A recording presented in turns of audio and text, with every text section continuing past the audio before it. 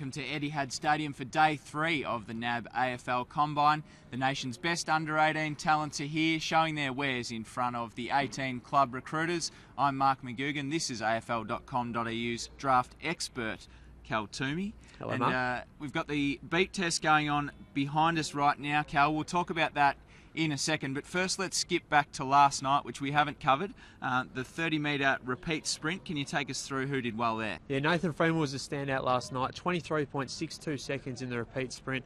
A really phenomenal effort, one of the best efforts we've seen at the AFL Combine throughout its history. He showed again that he has the pace and endurance to be one of the elite midfielders off this draft crop.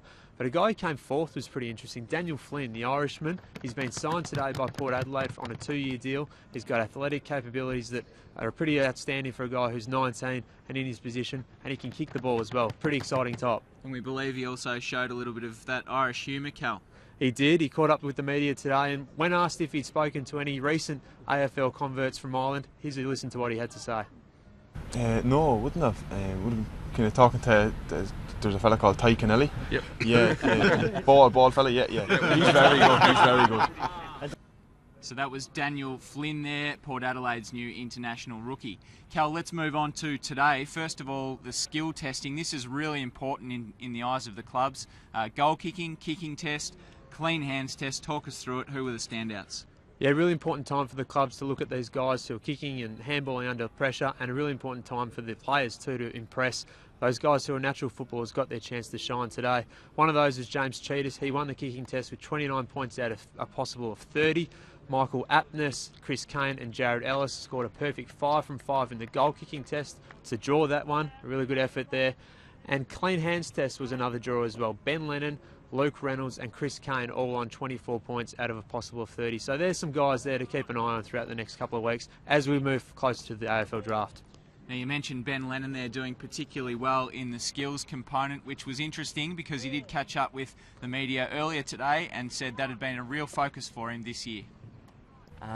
Last year it was drummed into us when we went to Hawthorn with the AIS, and Alistair Clarkson spoke to us and he said that if you can't kick, you can't play. So that's when it really, I guess, the penny dropped, and yeah, it was one of my major efforts was to concentrate on the kicking, and yeah, I've done that, I think so. Tell us about some of the conversations you might have had with clubs this week.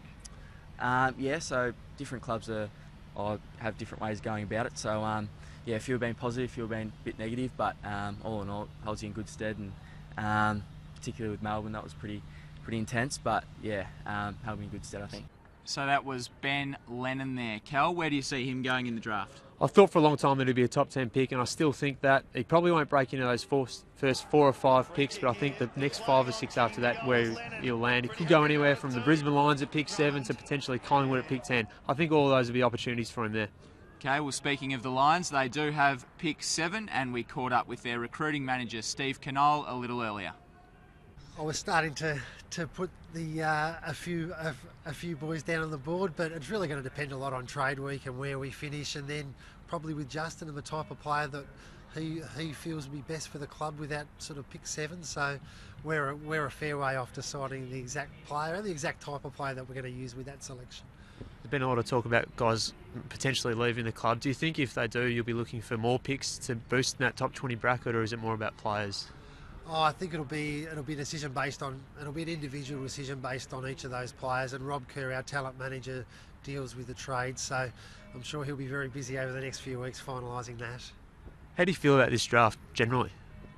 Oh, I think like all drafts, there's a fair bit of talent, especially in the midfield group. There's definitely some high quality midfielders, and there's a couple of tools mixed in with that. So I think with all of it, if you can get some picks inside the sort of first and second round, you're going to end up with some really nice players. A couple of issues on the bidding front next week. You're the pick before North Melbourne. It's been made about Luke McDonald. Do you think you're in a position to make a bid on him next week? Oh, I think we'd certainly love Luke at our footy club. There's no doubt about that. I've seen Luke play a lot since he's been a young 14-year-old out in the Q area, so always been a big fan of Luke, and I'm sure one of the clubs around our selection and just prior would be interested in putting Luke on their list. So it'll be an interesting morning on Monday morning, I'm sure.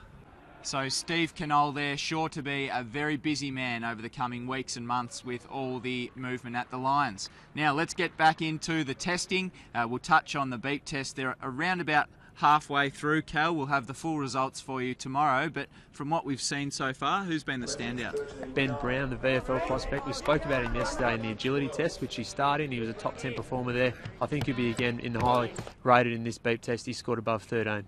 And of course, everyone's eagerly awaiting Billy Hartung's arrival on the dance floor for this beep test. Yet to see him, so we'll have his result tomorrow, thinking he might give Bradley Hill's record a shake. The pressure's on. We've been talking about it all week. I don't think the pressure's going to get to him, though. He's a guy who can run and run and run and just keep running. So I'm looking forward to watching it. And what else have we got for us tomorrow? Tomorrow, all the players will go through psychomotor testing in the morning. That's a little bit of testing where the clubs get to see their analysis and results under pressure. And then the final test of the combine, the closer, it's a 3 kilometre time trial. It'd be interesting to see which of the top sort of rung of players do run that test. Not all of them always do it, but I think Josh Kelly and Nick Robinson, a WA prospect, will go head to head for that one. Josh Kelly having won last year, of course, so yes. Trying to go back to back. All right, that's all we've got for you today. Make sure you do tune in tomorrow for day 4, the final day of the NAB AFL Combine here at Etihad Stadium.